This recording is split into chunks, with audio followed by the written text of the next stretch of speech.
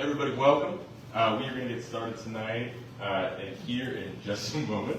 We're going to have some of the folks who played a role in bringing us here tonight to introduce themselves and welcome us to this space, which includes Ms. Vanessa and Ms. Adrian. So we'll give them a moment here, but just a couple housekeeping options, or housekeeping notes. If you want an extra plate of food, please feel free to go get some. We've got enough.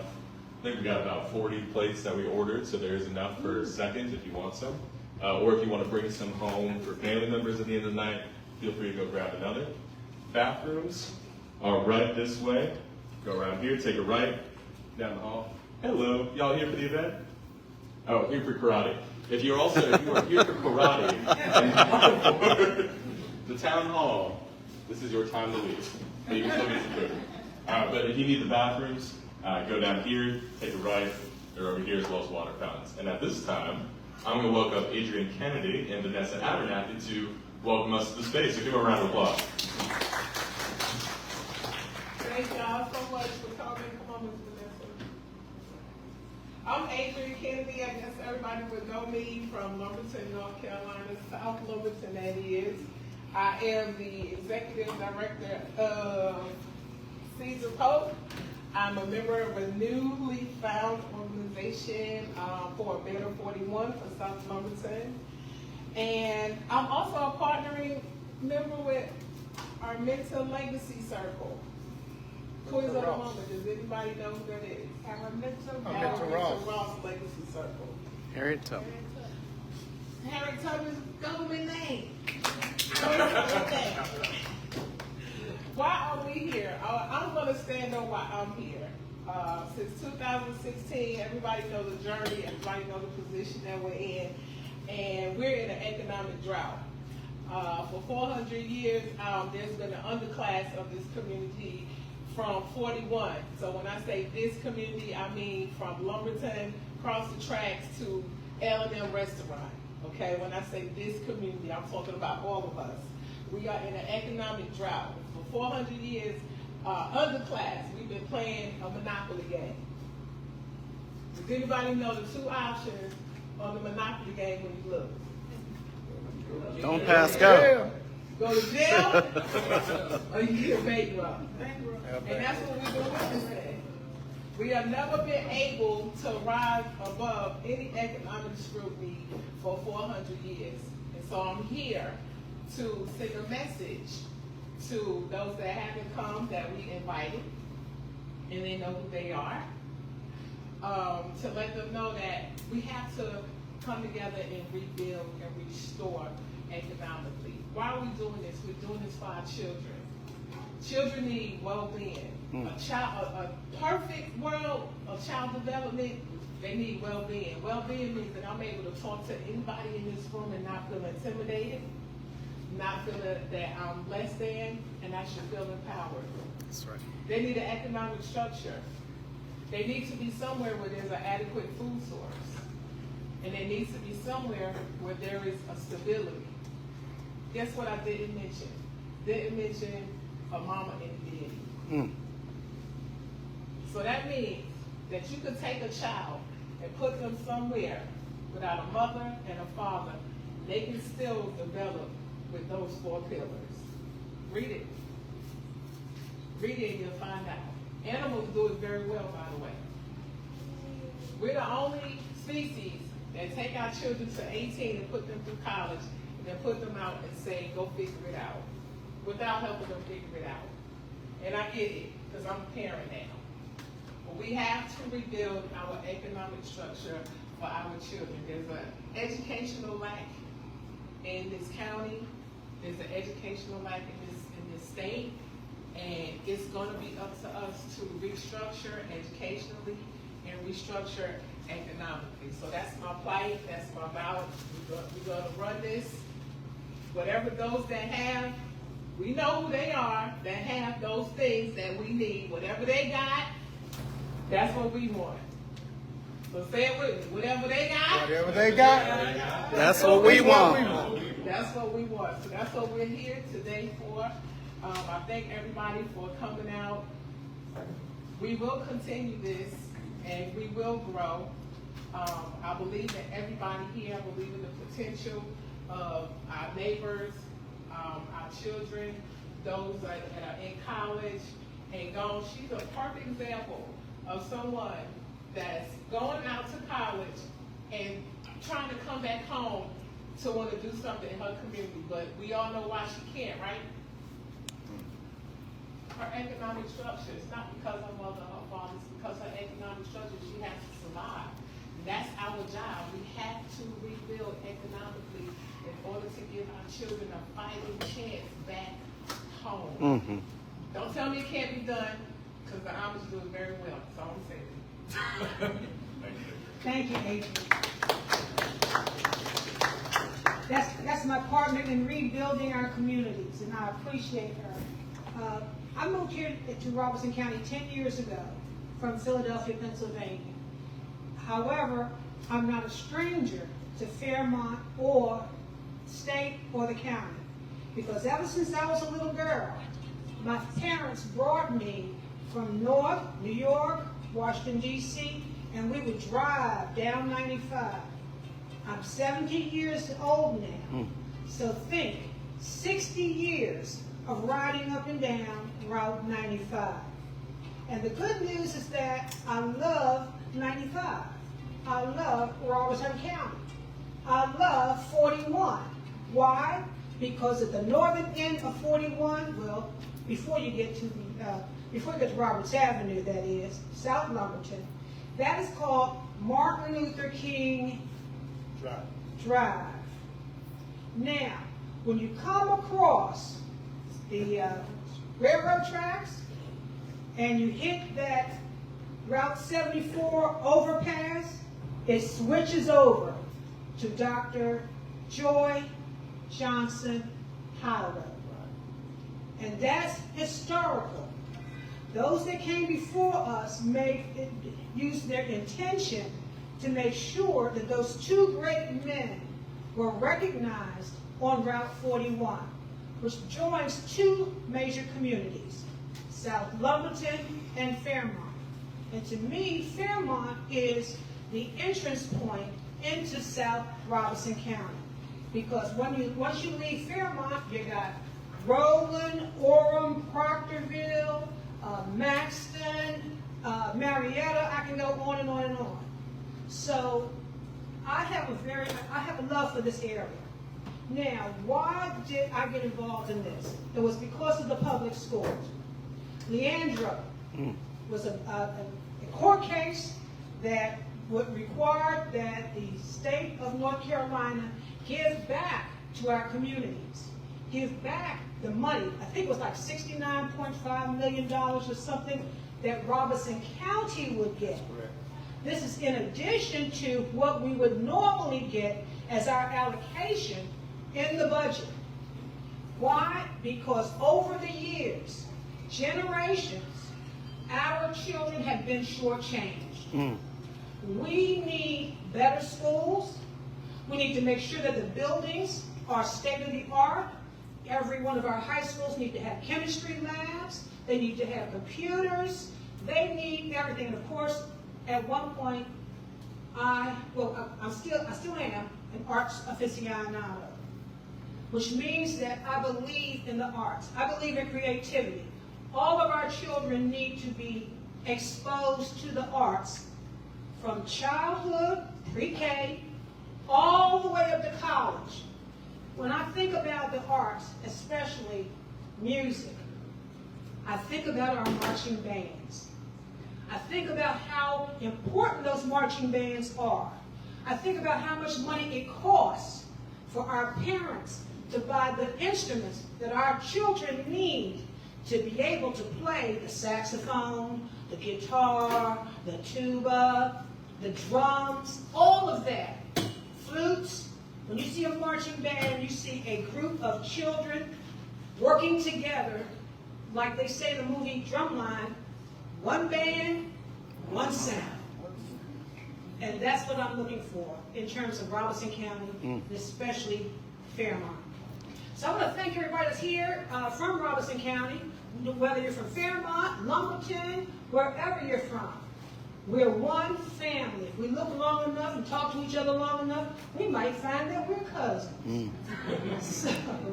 So welcome everybody, and I'm just going to turn this over to Gino, and he will take it from here. Thank you, Gino. Round of applause for Vanessa and Avery.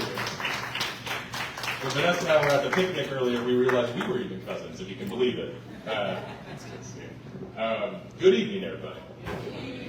Thank you all so much for coming out tonight. My name is Gino Lillo. I work with an organization called the Common Cause, North Carolina. My colleagues here, Lisette Rodriguez and Sailor Jones, are with you here tonight. Common Cause, we are an organization that fights for democracy in North Carolina. We are nonpartisan. We do not chill for one party or another. We side with no one but the people. And the reason we are here is because this year, a lot has happened in Raleigh with our state legislature. How many of y'all have heard about something, a law, a bill that's passed, something that came out of Raleigh? Raise your hand if you've heard something. Okay, so a good number of folks. And for folks who haven't, well, we've got a delicious menu of information that we're going to be sharing with you tonight. So, first things first, though, I always like to get to know folks a little bit who are in the crowd. How many of y'all came from Lumberton? Okay, good number of folks. How many of y'all came from here in Fairmont? Okay, good number. Anyone from Pembroke, Red Springs, Maxton, any other place in Robinson County? Where'd you come from? Roland? And how did some of y'all hear about tonight's event? Social media flyer, maybe your daughter. Saw through a friend, absolutely. Well, I appreciate y'all sharing that. We're about to get into it here in a moment.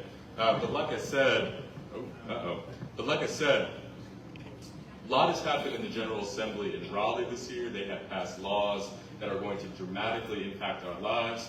Our time here tonight is to tell you about some of those things that are changing, and then to answer questions you have, and also hear what you have to say about these issues that are not only impacting folks locally, but also how you feel about the issues we're going to talk about here statewide. So the reason we gave you all the catfish beforehand is because we wanted you to be nice and fed by the time we started talking, and we will be talking as a group tonight about some of the things we're going to learn. Sound okay to everybody?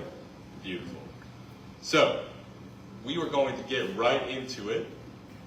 A little bit of an overview of our agenda. We've got a short presentation that I'm going to give you all now here. And then we've got some other friends from some other organizations who are here tonight. They're going to tell you a little bit about their work. And then we are going to get into a kind of discussion period for all of us to talk. Now, I wanted to let you all know that we did invite the state lawmakers who represent this area, Senator Danny Britt, Representative Jared Lowry, and Representative Brendan Jones. Have any of y'all met any three of these people before? How many of you have met all of them? Not sure. Not all of them, but some of them. And it seems like a good number of folks also haven't. So we invited them more than a month ago to be here with us tonight to tell you a little bit about their work in the General Assembly. And for the purpose of transparency, none of them responded to us even once. So part of what we are doing tonight is we are recording this conversation because we think it is still important for those of us for those who purport to represent this area in the state legislature to hear what people have to say tonight. So just giving you kind of a warning ahead of time that what we are sharing here, our hope is to share it with those three who couldn't bother to come.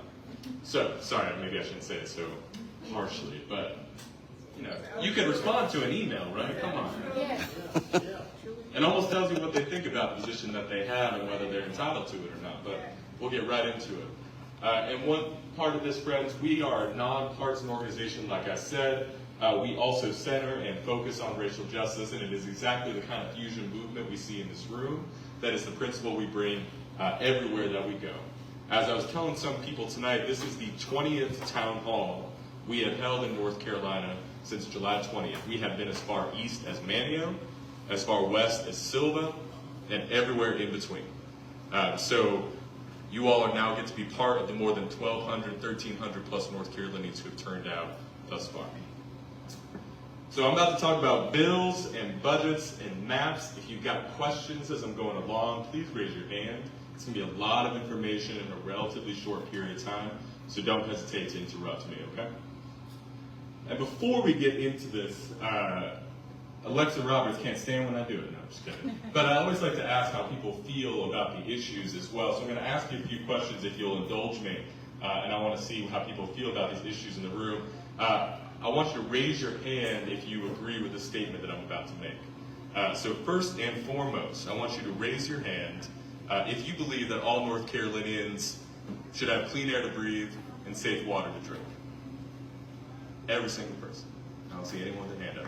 That's good, because then we might have room. No, just kidding. I want you to raise your hand if you believe, as you heard a little bit from Adrian and Vanessa, that all of our children should have good quality public schools to go to. Absolutely. We're 2 for 2. I want you to raise your hand if you believe that the tax dollars that you are being charged should be invested equitably back to where you live. Absolutely. That's fresh, I love it. And finally, I want to ask you if you believe that your vote should actually matter and you should have elected officials who give a damn about you and show up when invited. That's right, show up. That's exactly right, Mr. Thompson. The reason I ask y'all that is because the thing with this tour, in places that are extremely conservative, in places that are extremely liberal, the thing that is true is that most North Carolinians want the same basic things. We agree on more than we disagree on. That's right. But the last question I'm going to ask you is, all those things that we just raised our hands about, that we said we care about, do y'all think North Carolina is providing those things right now? No. Absolutely not. So I'm going to tell you what they are doing. And Mr. Thompson will learn very quickly that this is why I don't get invited to parties, because it's not a lot of good news. I'm usually the dour one bringing us here tonight. But we're going to get right into it. And I want to first start with legislation passed in Raleigh this year that is about our elections and our voting rights. The first is a bill known as Senate Bill 747. How many of y'all have heard about this bill? Okay, a good number of folks here in this room. This bill does a number of things that will change how you vote in 2024. I want to be very clear. It's going to change how you vote in 2024. I imagine most of you know that this year when you go to the polls, you got to show photo ID. And you will have to do the same next year, but now you will have additional changes that will go into effect at the start of the next year. The biggest one is that they have changed when your mail-in ballot can be accepted. So if any of you have voted by mail before, or know someone who's voted by mail, there's going to be a big change in that. It used to be the case if you got your ballot together, you mailed it in before Election Day, it was postmarked good to go, and say the USPS failed you, like it does many of us, it takes a few days to get there, if it was at least 3 days afterward, you'd be okay. That is no longer the case. What has once been the kind of thing that in 2020 meant 12,000 ballots could be counted, if this law had been in place in 2020, now means that that's not an option anymore. And how many of you all remember in 2020, Sherry Beasley ran against Paul Newby for Chief Justice of the State Supreme Court? Does anyone remember how many votes that race was decided by? 401. That's right. So imagine a law that could discount up to 12,000 eligible ballots in a state where the closest races are decided by as small as 401. I'll let you fill in the blanks as to why that might be the case. But there is a number of changes in that bill. It also continues to stretch the budgets of our local elections offices in a way that hurts turnout and hurts voter education. And there's a number of other provisions, we'll get into it later, but I can't keep you here all night, but kind of tightens voting access in the state. Senate Bill 747 is also paired with Senate Bill 749. This bill is probably even worse than what we saw in Senate Bill 747 because it changes the entire structure of how your elections are run. Now, previously, you have a local board of elections and you've got a state board of elections. 2 Democrats, 2 Republicans, and a chair chosen by the governor. So right now it's all majority Democratic, but it was different under Pat McCrory. They want to change your election boards to make them all evenly split by party. So the state board, 4 Republicans, 4 Democrats, local level, 2 Republicans, 2 Democrats. Now you might say, great, bipartisanship. What a good, elegant solution. So the question I would ask you is, when was the last time y'all saw the two parties agree on anything that mattered? That's right. The concern with this bill is that it will create deadlock, deadlock, deadlock.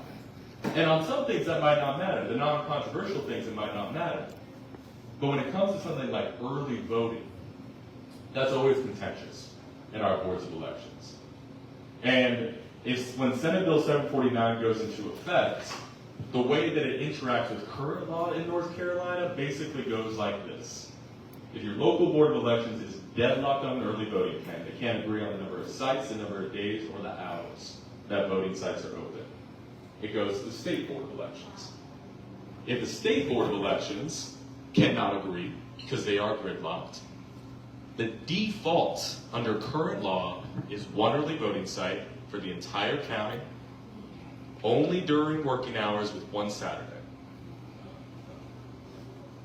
How big is Robinson County? It's huge.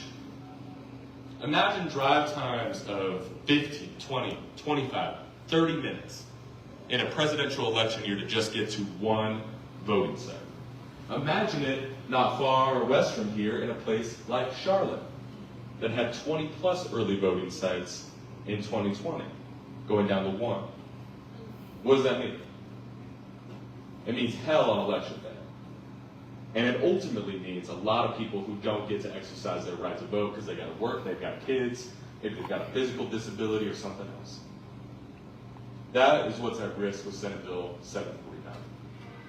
And that's not even to say that we may not have candidates sometimes in some districts that really got to genuinely compete because they're going to draw new voting maps. How many of y'all are familiar with redistricting or gerrymandering? Good number of people. Well, you live in North Carolina, so at this point we're all experts because it's a process that's supposed to happen once every 10 years, but because the party in power can never do the right thing, we do it about every year. Because we always got to go to court and we got to fight them. Because the party in power always wants to rig the districts in a way that keeps them in power. And right now in Raleigh, they are doing that process again. Before the end of this month, you are going to have new voting districts for your state house, your state senate, and Congress. And we have been involved in an effort to try to mobilize as many people as possible to get things on the record. But we do have now in North Carolina a state Supreme Court that in a blatant and lawless move legalized partisan gerrymandering, manipulating these maps for one party's gain. And that is part of the reality we face here in North Carolina now. So by this time next month, you will have new voting maps to vote in next year. But that is not all. There we go. But that is not all. There is a number of other changes that don't just affect our elections. There's a number of changes that are coming to healthcare. The biggest one is probably one of the only victories we saw this year, which is that the North Carolina state budget has expanded Medicaid to 600,000 North Carolinians who no longer did. Yeah, that's worth clapping about. Absolutely. Yeah. That is something good that happened. Hundreds of thousands of North Carolinians will get health care access now. But at the same time, we know that there are bills like SB 20 that have banned abortion in North Carolina after 12 weeks. We also know that certain health care procedures for young North Carolinians who are LGBTQ+ have been banned. HB 808 and SB 20. And friends, don't worry, if it's a little bit hard to read, if you signed in and shared your email with us, I'm going to send all this to you tomorrow. So just in case you're trying to take notes, whatever, you'll get this slides tomorrow too. And then we have public education. I'm not going to spend a ton of time going into this because we've got a lot of experts here who will tell you a little bit more. But as Ms. Adrian talked about, as Ms. Vanessa talked about, our schools are in crisis. And there's a very concerted effort in North Carolina, funded by big corporations, basically, and well-funded lobbyists, to siphon money away from traditional public schools, which are already not funded at the levels that they deserve, to fund what are known as opportunity scholarships or vouchers to send kids to charter private schools. As you see here, previous analysis of a similar bill that would change our education here could siphon up to $200 million a year from traditional public schools. So much money that a lot of superintendents and folks in places like Northeast North Carolina said that this would mean school closure and essentially the end of public education, much in the same way that in places like a Martin County or an Edgecombe County, there are no more hospitals. Not Edgecombe, sorry, but Martin, Bertie, and the like.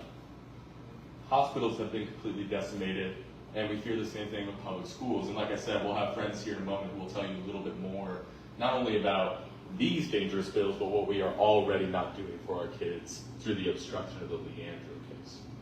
So I'll move through this in a moment. We also have friends here who are going to talk to you about the state budget. But an important thing to know about the state budget, and some folks will go deeper into this, is that it completely eliminates the corporate income tax in North Carolina, and it reduces personal income taxes. Now, why is that a problem? Well, it means, in a lot of cases, potentially more than $8 billion less in revenue each year. That is less money for hospitals, that is less money for state parks, that is less money for roads, that is less money for affordable housing. An analysis of these tax cuts finds that it will disproportionately benefit the richest North Carolinians. We all said at the very beginning, we wanted our tax dollars to come back into our community, not just a handout to the richest. And that is what we are facing in this year's budget. It gets worse. See, I can see in everybody's faces, there are no smiling faces here. Because there's not just stuff in the budget that pertains to dollars and cents, it also pertains to accountability and transparency. Some of the stuff I'm about to tell you is only just being discovered in the budget because they proposed this budget. This thing is like 600 pages. It's thick. And y'all, somebody guess how much time the majority party in Raleigh gave lawmakers. Oh, someone be willing to close that door after. That'd be great. Guess how much time the majority party in Raleigh gave lawmakers to review this budget? Someone guess.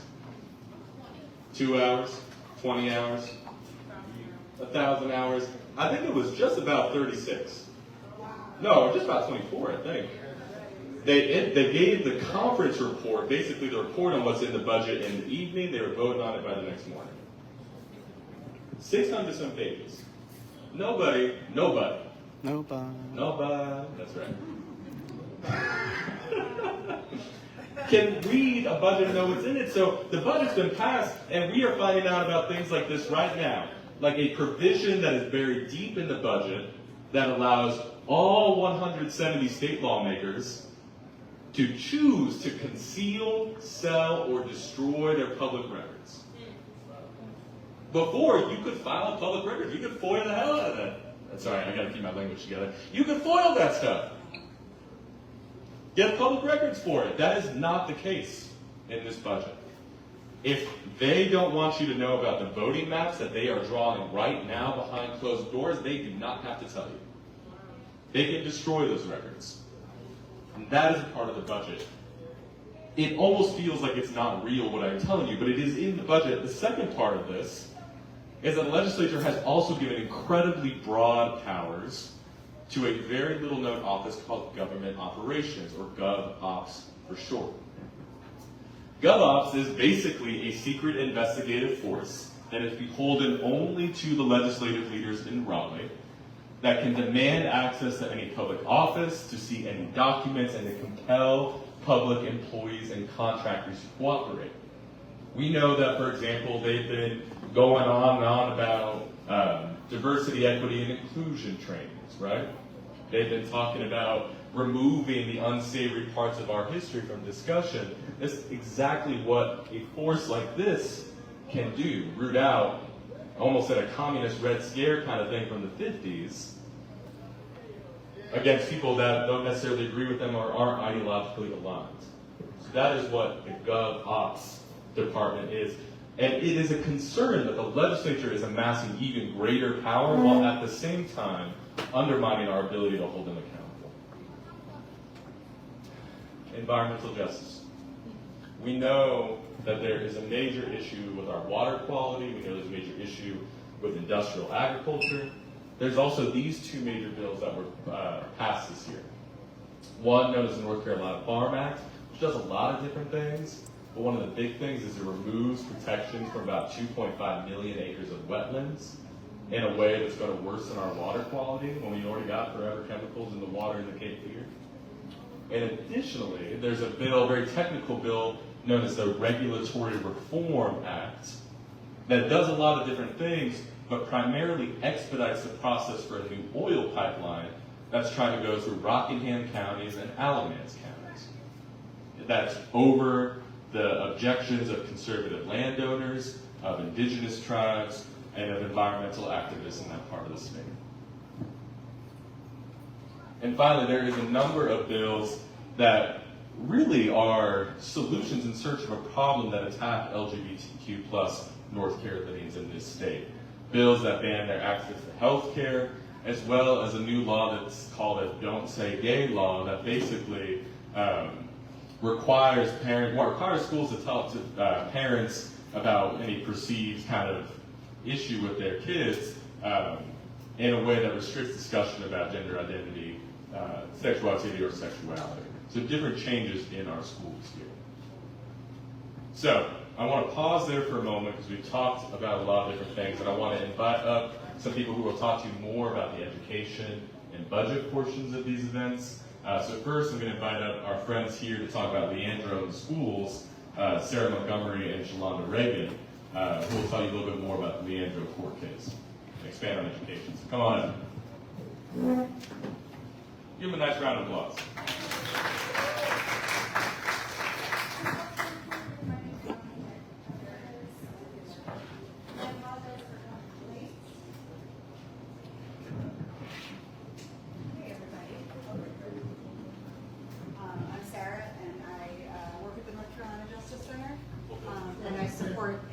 Every Child NC Coalition that focuses on the fight for equitable school funding, and we organize around the Leandro case. And I also work with the good people here at Seeds of Hope. I want to lift up that my organization, North Carolina Justice Center, recognized, 2 weeks ago, recognized Mr. Angus Thompson as our 2023 Defender of Justice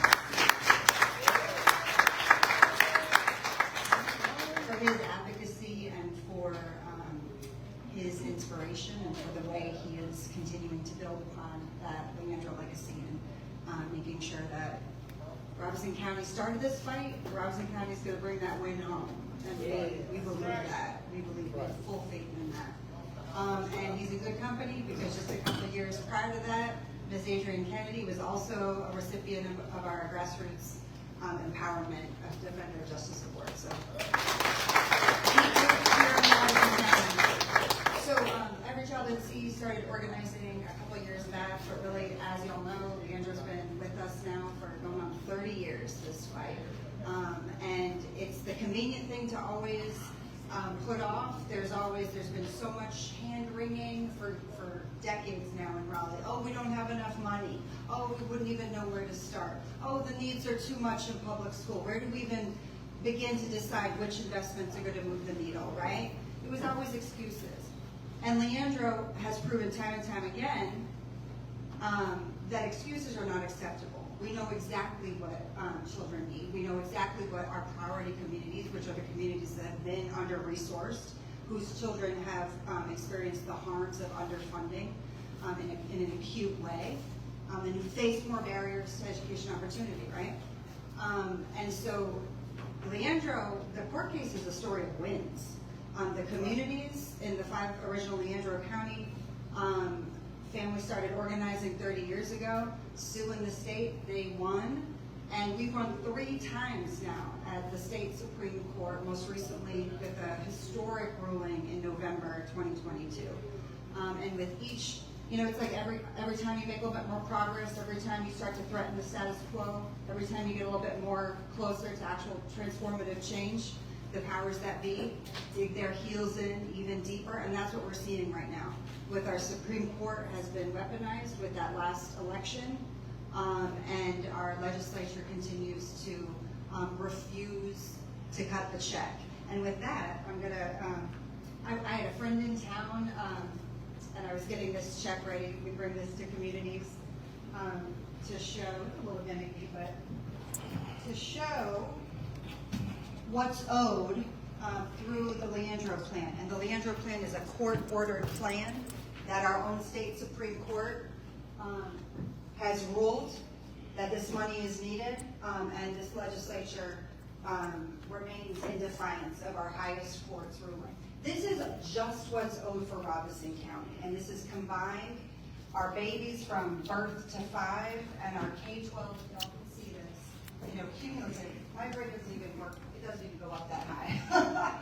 But, well over 86 million is owed under the Leandro Plan, Robeson County alone. And believe we have 115 school districts in North Carolina. And these numbers look similar as you go across the state. And we have data, we have this information for all of our communities, right? So what do we do at Every Child? We listen to partners. We work to support the advocates that have been and continue to and will be leading the fight for Leandro. Because we know this is a long-term fight, right? These civil rights, these state lawsuits, they're not gonna, no one's gonna give us anything if we don't demand it. Right. And it's about bringing people into this fight and continuing to let them know what's at stake, what the consequences are, and what our rights are. Because Leandro and the work of this court right now, essentially, is to strip our children from that most essential right, which is a right to a sound basic public education. And they're doing it by tripling the funding for the private school vouchers. That's going to start descending on our communities, right? So while we're talking about that, we have to talk about the solution that Robeson County has already created, that Robeson County has already demanded, right? So we have a ton of information, we have resources, we work across 6 different strategies at the coalition, and we value the contribution of everybody. So if your thing is data and information you want to pour over and see, how much, get into the numbers, get into the weeds, we have that data for you. If you're interested in the legal strategy, you can talk to the attorneys that we work with at Lawyers Committee for Civil Rights. If you're interested in legislative advocacy, and we far too often we see each other in Raleigh, right? If you're interested in advocacy and moving the people that claim to represent you in the direction that they need to be, or getting more people to represent you truly, there's that for you, data and information, communication. We have a film series that we host. That was one of the original reasons that we started working with Seeds for Hope. So we have a ton of resources. If you don't see something that's helpful as you have these conversations in your community, you let us know, you let Seeds of Hope know, and we're going to continue to work together. I'm going to pass it over to Shalonda, and then we can hear from Jackie. Hello. Basically, seriously at all. But she did a very good job at, giving all of the things. But overall, though, I think one thing that all of us can take into account is the fact that 30 years, the lack of change in 30 years. Like, if you really look at it, my niece is not here right now, but right now she's in the 3rd grade, right? So a lot of times I just take the time to see it, and I work with kids I have a tutoring program. So if I'm looking at kids who are struggling with the very same thing that kids were struggling with when I was in school, right? Because I'm far removed from school. But if I look at kids who are struggling with the very same thing, right? Then we can clearly see where the funding would need to go. It doesn't take rocket scientists. You don't have to be like this super smart genius to figure out, okay, you know what, this is where this can go, and this is why we deserve it, right? And our kids, of course, we say it, they deserve a sound basic education. Like, that's the bare minimum that we're asking for. Actually, they deserve even more than that. I think we can all agree that they deserve more than just sound basic. But we can't even get to the sound basic, right? So a lot of times when I go out to speak about Leandro, when I go out to talk about the fight, I don't just talk about I'm not really good with the numbers part. That's why I love having people around me. Like Sarah, give all the numbers. Amen. But it's just kind of common sense. But from my community, and I'll just give this briefing, I'll pass it to Ms. Jackie. But when you think about somewhere like South Lumberton specific, I have to say that because that's where I was born, raised, go to school, went to school, all the good stuff. And that's where the majority of my kids that I tutor come from, right? Well, when we think about those kids, over the past, I just told you, I have a niece, she's only in the 3rd grade. And already in the 3rd grade, those kids have experienced 2 natural disasters, not 1, but 2. And they went through COVID with the rest of us, right? So they were expected to go through all of those things, and I'm going to wrap it all, bring it all in. But they were expected to go through all of those things that the adults, we had a hard time overcoming, right? So if we had a hard time overcoming it, then imagine this 3rd grader who has been put back into this school system and expected to exceed and excel above all of these other spaces in North Carolina. So the thing is, it's not just about public schools deserving money, it's that we need the extra resources here so that we can all be on an even playing field across North Carolina. That's what the Leandro funding is for, and that's what it's about. All of my 3rd graders, I have 3rd graders who, some of them, letter recognition, decoding, things that they should already get by 3rd grade, I'm going back and having remedial study and taking them all the way back to 1st grade just to get them caught up to where they can handle homework assignments and do well on an intergrade standardized testing, right? So when we think about this funding and we think about this money, we have to think beyond the numbers and just use just the common sense part. Amen. And just apply it to the fact that our babies don't deserve to struggle. We had a lot of grace, mercy. We had to get back into work, right? We had so many resources. We could stay home. There's so many things that happened, but our babies, our children, they were pushed right back into a system, right back into school, and most of our schools don't have a counselor on site. They don't have a school nurse on site. My niece, up until last year, every time it would pour down raining, she would cry continuously because she remembers the separation from her father in the first hurricane because it was raining so heavily and he went out to get some gas and ended up getting stuck somewhere else. So the trauma and the things that the resources that our kids need is all tied up in that funding right there. So when we think about it, it's not, don't just think, well, that's them, or I don't have any kids in school, or whatever. Think about the kids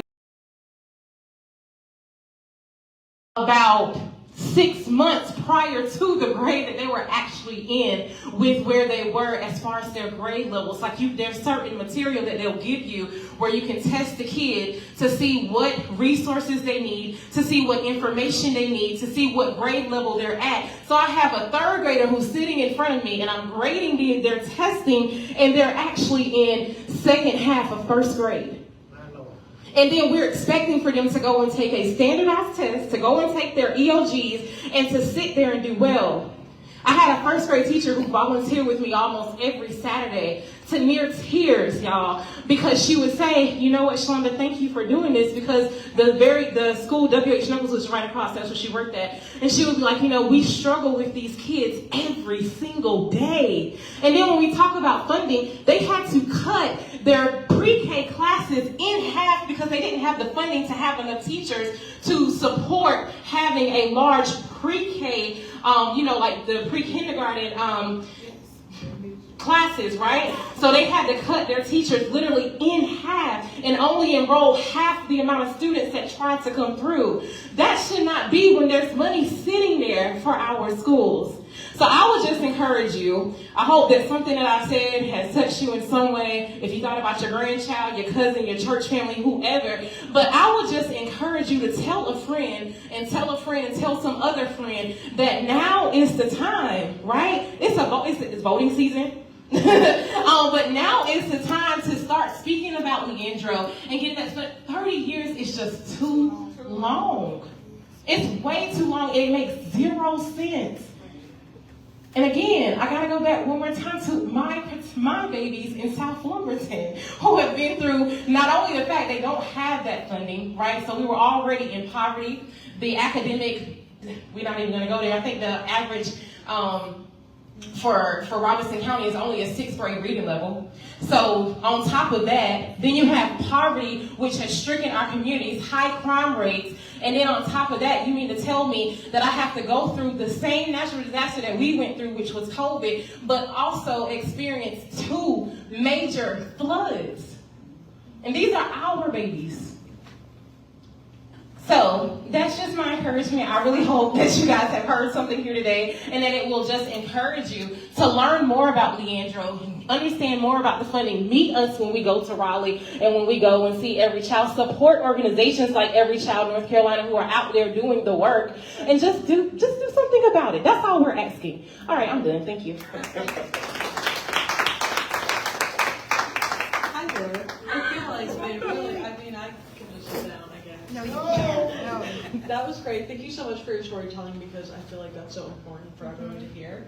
My name is Jackie Perez Albanil. I am with the Education Justice Alliance, and I'm the statewide organizer for them.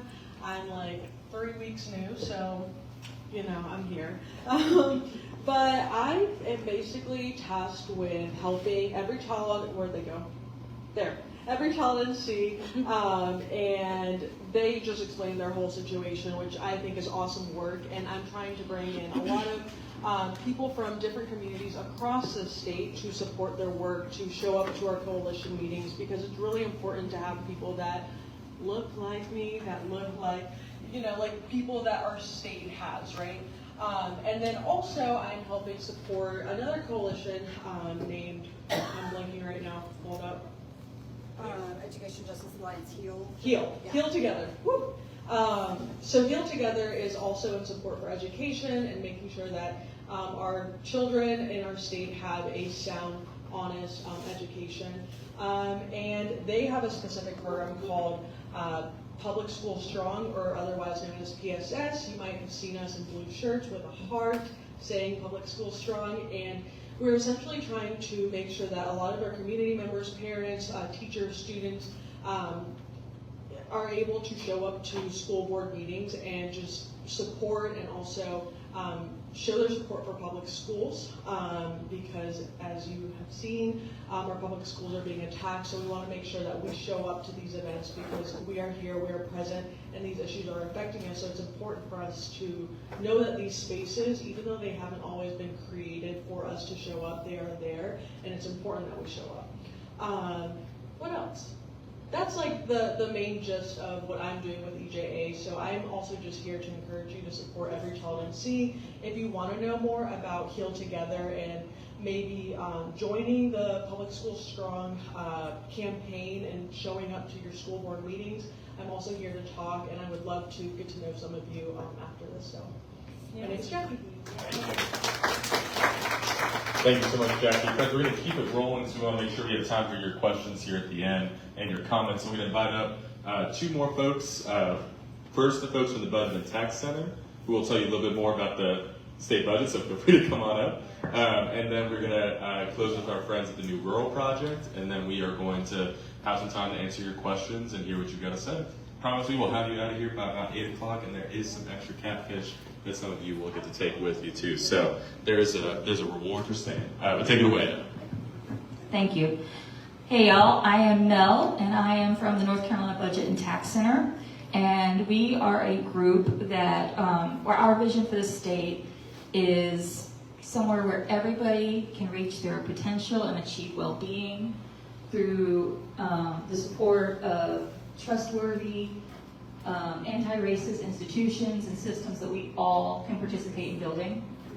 And we do research, we do analysis, and we do things like tell people about the state budget that passed this week and what's in it and how it's going to affect you, and advocate for policies that will make opportunity accessible for everyone and connect people in this room to the policy process, because they don't always make that easy. And it's important because we all believe, I truly believe, everybody in this room believes that no matter what our background is, our faith, our color, most of us work hard for our families. We believe in leaving things better for the people to come. But for too long, a handful of politicians have let wealthy corporations rig the rules to favor their campaign contributions over the people of North Carolina. Those greedy few have rigged the rules to redirect the resources from our communities to their country clubs, from our classrooms to their ballrooms, and from our public parks to their private jets. How have they rigged the rules? Well, we heard a little bit about that already tonight. But increasingly, year after year, North Carolina, the budget process is obscured from the public, it's not transparent, it's not accessible by everyday people. They do things like arbitrary spending caps that don't take into account the needs of our communities. They don't give us time to make amendments to the budget. And they don't allow for public input. They do things like what you just heard about, where they give people, even the lawmakers we elect to represent us, get less than a day to read 600 pages and know what's going on and are going to happen to our communities.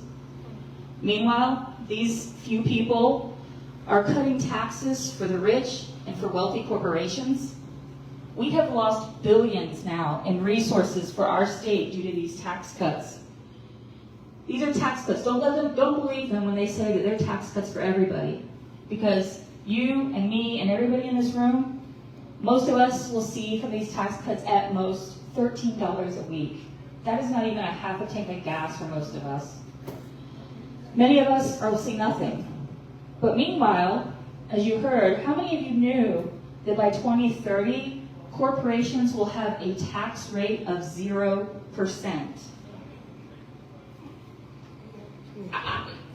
I have no words for that. That is ridiculous. Our state leaders are giving tax cuts for corporations and the already wealthy ahead of you and me and all of us. These and other changes over the past 10 years by our state leaders mean that people with low incomes, like North Carolina teachers, pay a larger share of their income in state and local taxes than the richest families in the state. So what happens to our state when taxes are cut for the wealthy and for corporations? How are these lawmakers going to make up the difference? Well, we'll see cuts. We won't have enough to pay bus drivers to drive our kids to school. We won't have enough money to keep our water safe. Or we won't have enough slots for affordable childcare. And everyday people, like the people in this room, are going to be asked to pay more through sales taxes and fees and all those other things that disproportionately fall on Black and brown communities in the state. They'll do things like try to put casinos in communities that don't want them. These handful of lawmakers stir fears based on what we look like or where we come from, because they hope that we will blame everyday people for the hardships that they create, so that we won't join together to demand our shared resources that deliver the programs and the schools and the supports that all of our families need. They know that across the political spectrum, we overwhelmingly agree that we need to invest in these things instead of giving tax breaks to those who do not need them. It is time to reject this division that they are trying to create and demand that our leaders make corporations and the wealthiest few pay what they owe through taxes. That's how we show up for each other, and that's how we deliver quality schools and affordable health care and good-paying jobs that ensure that all of our families can thrive. Thank you for giving me this time. We have some materials in the back. We would love for you to join with us. We have a lot of resources and things for communities. We are trying to work with as many as we can because we know that access to the budget process and to other policy processes is the only way that we're going to be able to make a difference. Thank you.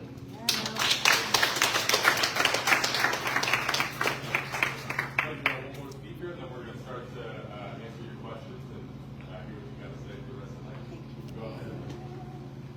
Hi, everybody. Hey. I'm Alexa Roberts. I am with New Rural Project. We are a nonprofit, nonpartisan organization engaged in civic and electoral engagement. Our goal, our aim is to work in rural communities across the southern end of North Carolina, along the 74 corridor, including Robinson County. And so I'm very happy to be here tonight. Thank you for inviting us to partner with you on this and having us here. What we want to do is we want to amplify the voices of our rural residents, people of color. That's right. One of the biggest lies that I think we as Americans are told is that our elected officials are elected by the majority. That is absolutely a lie. Our elected representatives are elected by the majority of people who show up to vote. That's right. Right. When this organization, New Rural Project, was founded by two women who ran for local office. Cynthia Wallace ran for Congressional District 9, right out down this corridor, and Helen Probst Mills ran for the Senate. Both of them lost their races, but they had already committed to the communities where they were running, and they wanted to continue the work. The work remained. We could work directly in communities to help engage people and inspire people and empower people to use your voice. It's our voices, our communities, and our power is in our vote. And that's what we need folks to do, is we want to make sure that everybody who has an opportunity, who is eligible to register to vote, is registered to vote, and everybody who registers to vote shows up to vote and have your voice be heard.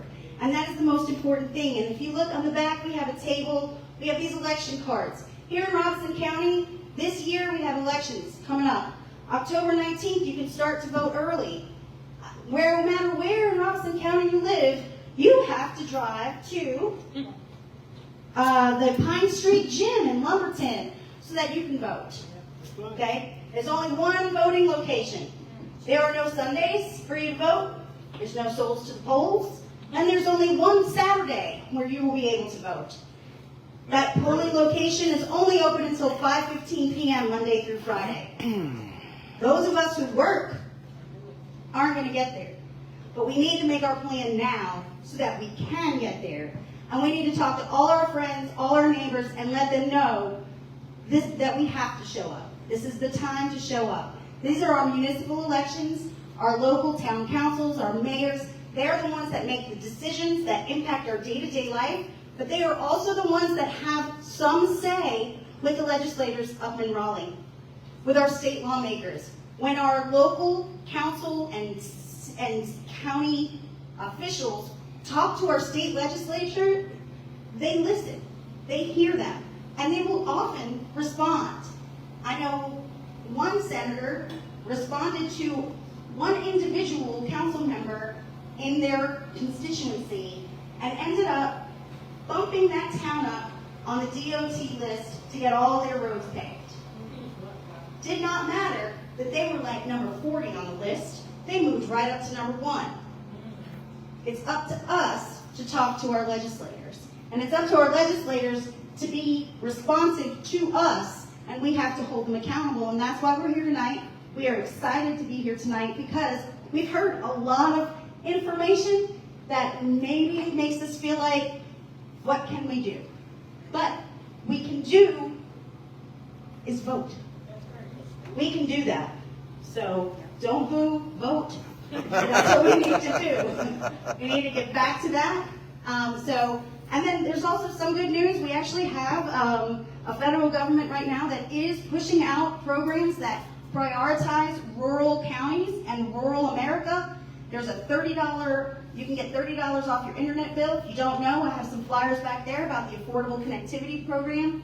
So please feel free to stop by that table. And thank you all for being here. Please take some information about voting and help get everybody to the polls that's eligible to vote this year. And bring your IDs. Thanks, all righty, y'all. Okay, so we've got a lot of information.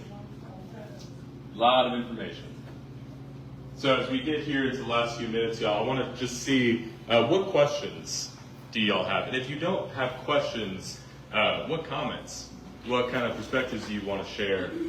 And we are going to turn the mic over to as many folks who want to speak as want to. I feel like I see your hand up to go up there, sir. So I didn't know if you had a question or something you wanted to say. Yeah, I just want to comment. Yeah. I wish I could. This might be long enough. They can't hear. You mentioned about Sherry Beasley's campaign. About her Supreme She Court lost by race. 400 votes. Yes. The Supreme Court race. Yeah, Supreme Court. Yeah. She lost by that because of something dirty went on in this county, okay? Okay. Tell us about it. You leave, and I'm not gonna go into it, but you leave here tonight knowing that everybody that meets with us doesn't have our same agenda. And some of us are bought out by other individuals to stifle our effort. But one thing that's, you need to multiply it times 1,000 tonight. What you put on the screen up there wouldn't be up there. Those individuals in charge in Raleigh wouldn't be that way if we got off our tail and went and voted. That's why we are at the point where we are at, okay? That's why we're at the point where we're at. We won't get off our tail and vote. The neighbors that live next door to us, they need to go vote. If there's 10 people in our house, they need to go vote. 2024, if you have never taken it seriously, I encourage you tonight, leave here tonight knowing you gotta take it seriously. That's right. Because something is gonna happen if there's not a change. And you've heard a lot here tonight, and you'll continue to hear a lot. But next year, I would encourage you, take 10 people with you, everybody on the street, and be careful who you take instructions from, okay? Because some of us are bought out. I say that loud and clear. I have no regret with saying it. And I don't have any apology. I think it's about the third call you got tonight, sir. Sound the alarm. I want to make myself clear, thorough, and to the point. I want to make myself clear, thorough, and to the point. Take it seriously. Next year, That's right. because if you don't, something's going to happen. And don't leave it to your elected officials, okay? Because a lot of them are bought out. I've said enough, and I want to relate to Cynthia ran. It's not her, she ran, but it wasn't there for her, you know. And those individuals in the positions did not get out to support her as they should have. And it goes right back to what I'm saying. Some of us, some individuals are bought out. But I've said enough tonight, and everything I've said is fact, okay? And sir, I think a lot of people know who you are, but just for my edification, what is your name? My name is McMillan. McMillan? Doug McMillan Jr. Nice to meet you. Thank you for being here and You taking can the always reach me. I don't hide nowhere, okay? Well, it sounds like I can just give you a phone call. So we can close you up too. That's right. Folks, who else would like to speak tonight? Other than talk about something you heard, ask a question. You got something you want to say, Adrian? I got something I heard. I want to say, first of all, I was taught by Dr. Turner that when you attend something, you stay to the end. I was taught by my high school professor when you go to a movie, you always say and give respect to the people that made the movie, so sit around and watch the credits. A lot of times we leave too early and we miss the nuggets, right, that'll hit home. So I just encourage y'all that next time when we come, be prepared, because these conversations are intense enough, worthy enough, and people could come 2 or 3 hours for us. Keep the seat warm. I wanted to let you all know who's here, that the North Carolina Black Alliance, and shout out to the North Carolina Budget and Tax Center, Mel that just sat down. They reached out to me, and because they know that we're down here, Miss Vanessa Coynes, 41, from Lumberton to Fairmont and South County. And that's what we're kind of going with, is the forgotten South County. So they reached out to me, And they told me some information about the Inflation Reduction Act. Those words were foreign to me, knew nothing about it, but it was a federal law passed in 2022, and the goal is to address inflation through long-term infrastructure that builds clean energy options in healthy environments. Remember, I was talking about the word environment before and what that looks like in terms for children to develop. And so, if you have an index card, they wanted to get information about what do we think this $19.5 billion of money could help in our community. Where do we start?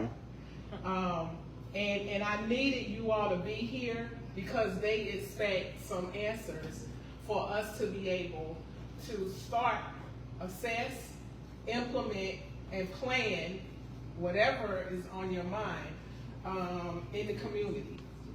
And you know where I'm at with it. I'm on the economic base, but you might have something else on your heart that you feel will work. Was the Yo Center Youth Opportunity in here, this building? No.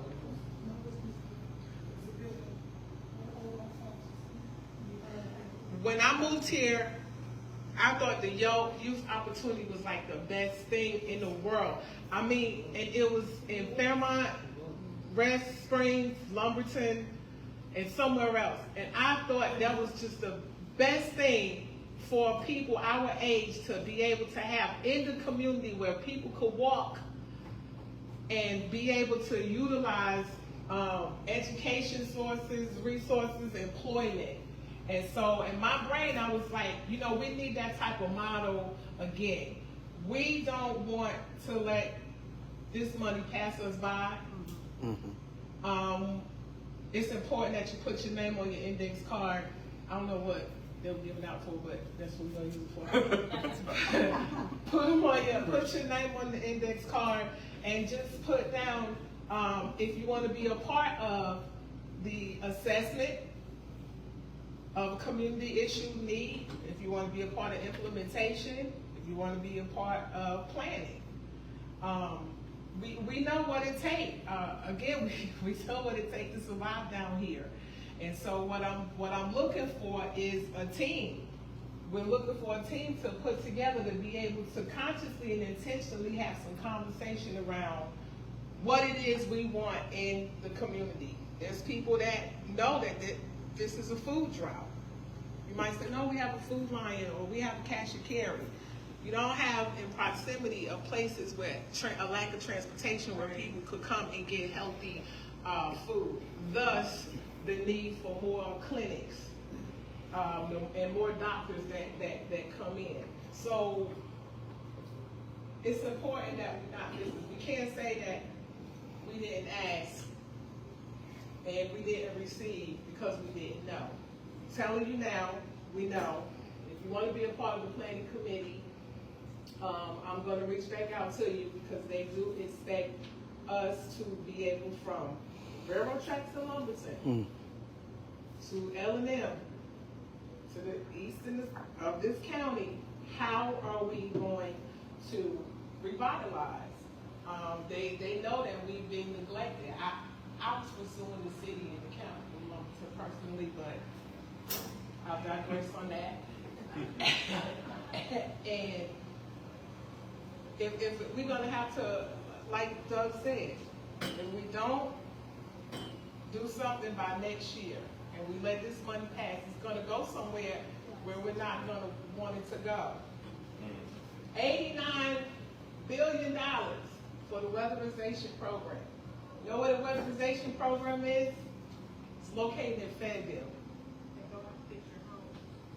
And weatherization helps with windows, flooring, roofing. We're the largest county in the state, and we don't have our own weatherization program. Right. So we got to take up for ourselves and ask. Now, we're supposed to be in the region, we're in Cumberland County, but you're 29 miles north away from here, and they have a better system putting back economic development into the communities than we do. Well, we're supposed to be regionally connected to them. So we're not done. We got all 5 senses right. We know that something is not working. But I want you to definitely, if you're here, put your name in what if you want to be a part of the assessment. And I'm lobbying for paid positions. I ain't asked you to do this for free like Shalonda and I did since 2016. Lobbying for paid, intentional, purposeful positions. After that is $1 to $10 million grant.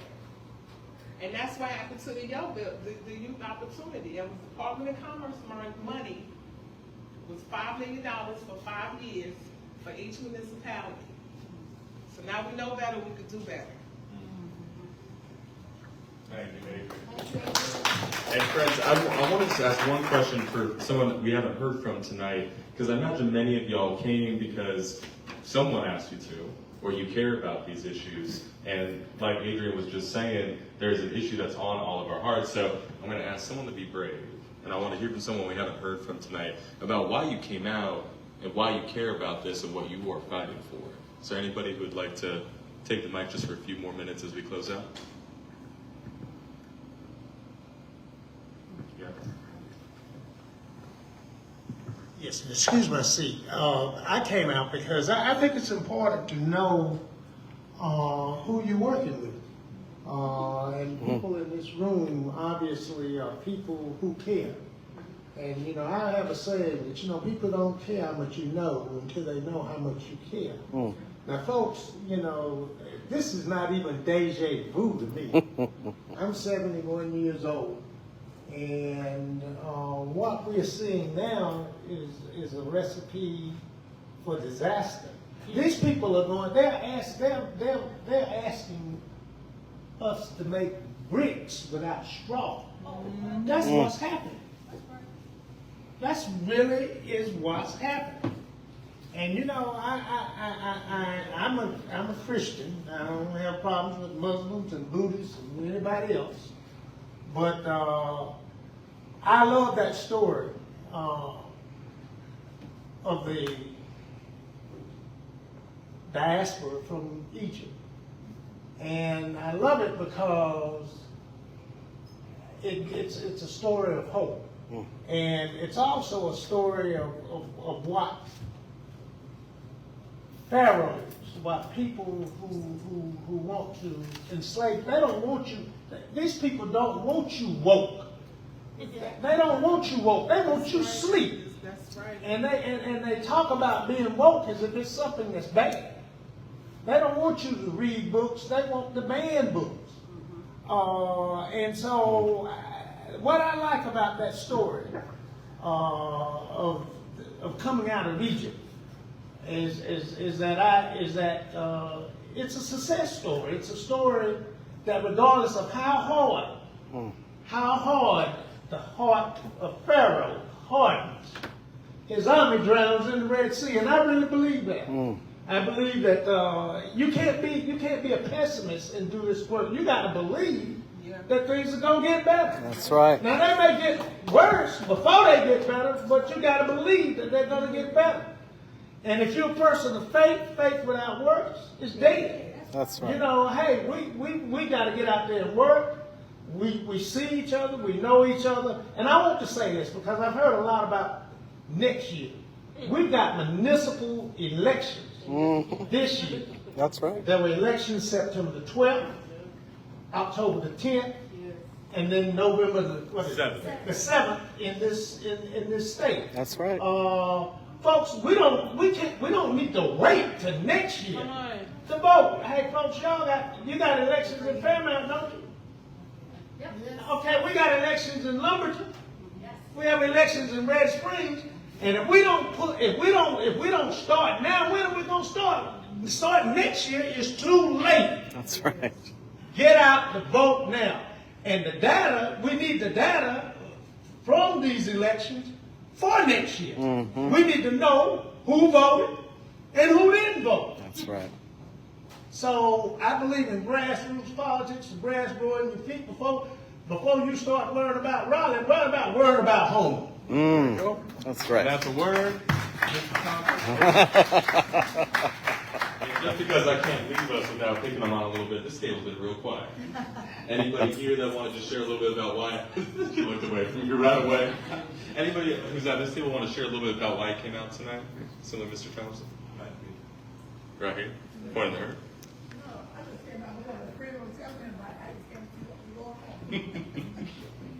You want to say a little bit? Tell us a little bit about what you care about. Hey, tell us your name too. Good evening. Good I'm evening. Alicia McLean. I was invited by Adrian. She reminded me of the outcome in being a past elected official. I know that when she started talking about the Yale Center, and my thing is, our children. And I have my mother of 9 grandchildren. And so it's important to me that we do have the education. Everybody have a level playing of education. It shouldn't matter where you at in the state. We all should get the same, education. We want our children to go to college. That's their choice, or military, whatever they decide to do. But we need to first have that opportunity for everybody. That's To have the same opportunity. If a child have a background where they need more, that more should be there for that family. That's right. For that child. Because we got to keep it real. Everybody's not on the same economics, like Asia was saying. It's rough in this area. I have a great auntie that lives in Trenton, New Jersey. She worked with the state, with Trenton. And she said, baby, I didn't realize y'all was poor down there. Yeah. And I was like, oh, I still say it like that. You all like the poorest county. I didn't realize that you all were struggling like that. And I said, yeah, we were struggling, but we have to have people, like ourselves that come together. It's how it started. We got to stay together and eat together. Our children, they're dependent on us. They got to get there. How can they get there? They get there by the decision that we make. That's right. If we don't stick together and make the right decisions, I'm learning we're going to fall through the loop. I remember when first got interested in board education, going to different things, and said, no child left behind. But really our children are way behind. They were already behind when they said that. That's why they're doing that slow. No child left behind, to make it seem like, well, what are they actually doing? The children are further and further behind. Yeah, this money is, I didn't realize I had no knowledge of it. I'm grateful for tonight. Thank you, Adrian.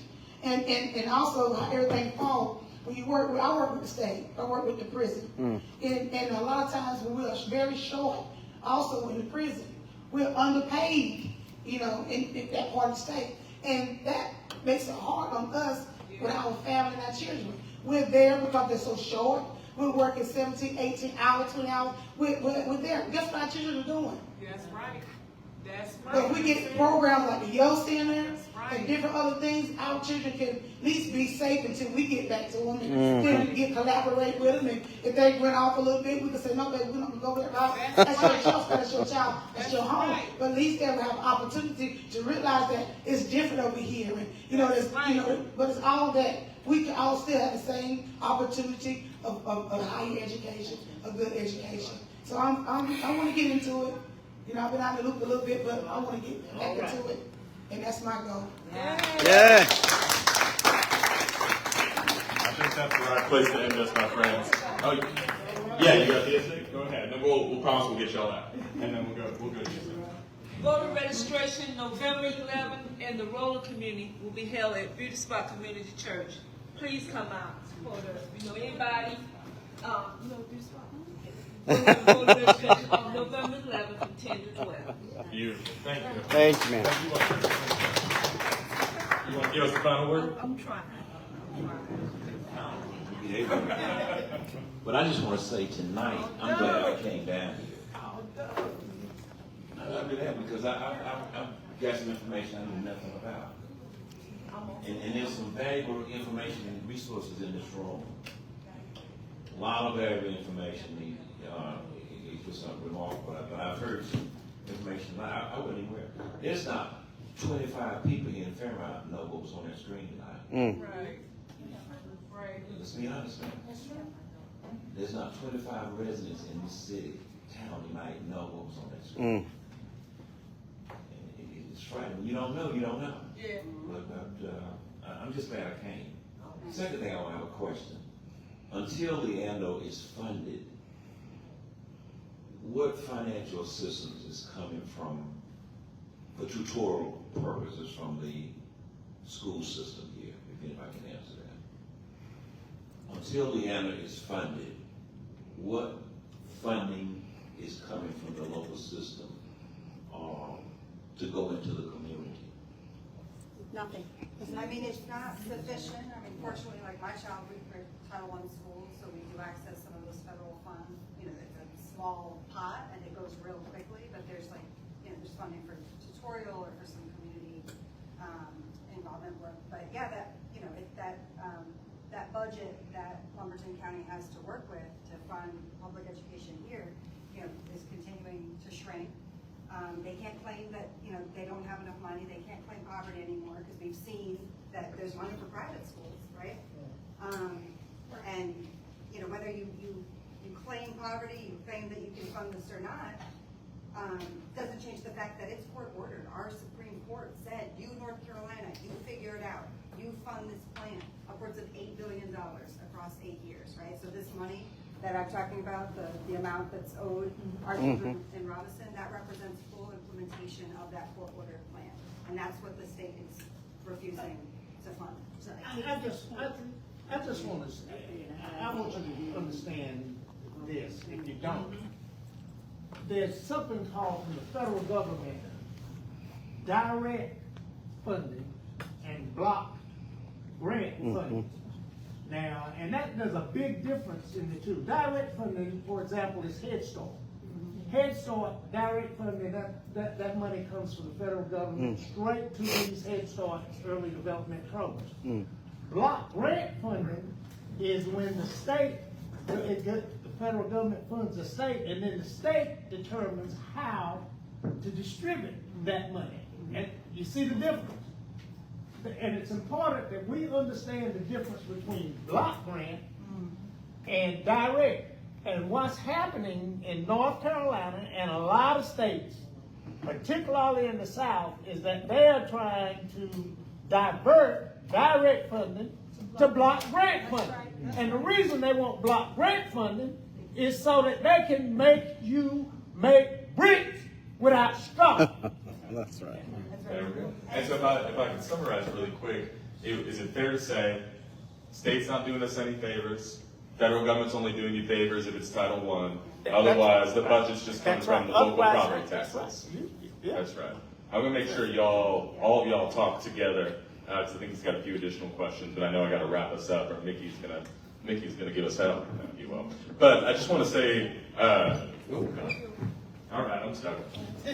These have been really good questions, y'all, and we're going to break up the official program here so folks can talk amongst themselves as well. But I just want to say this. I'm going to say something that you already know well, which is that Robinson County matters. It matters as much as Scotland County, it matters as much as Durham County, it matters as much as Mecklenburg County.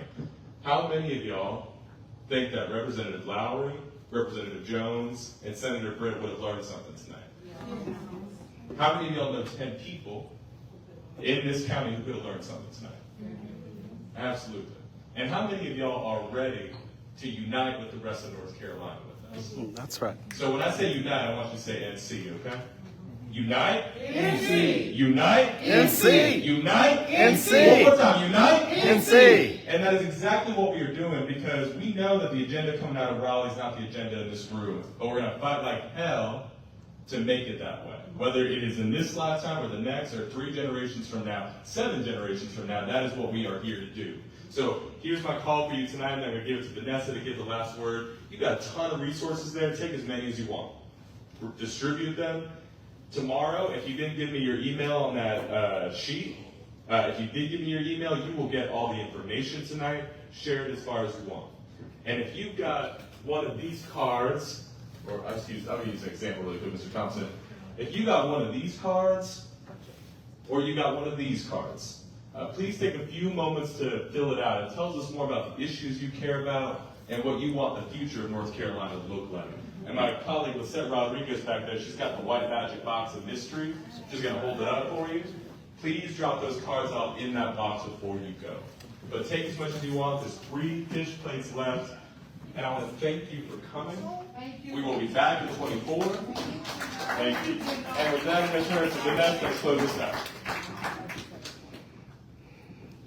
Gino, I want to thank you and all the representatives of the 5 different organizations that are represented here tonight. They are 5 statewide organizations. Gino is from Common Cause. Sarah is from Justice Center, Every Child NC Justice Center.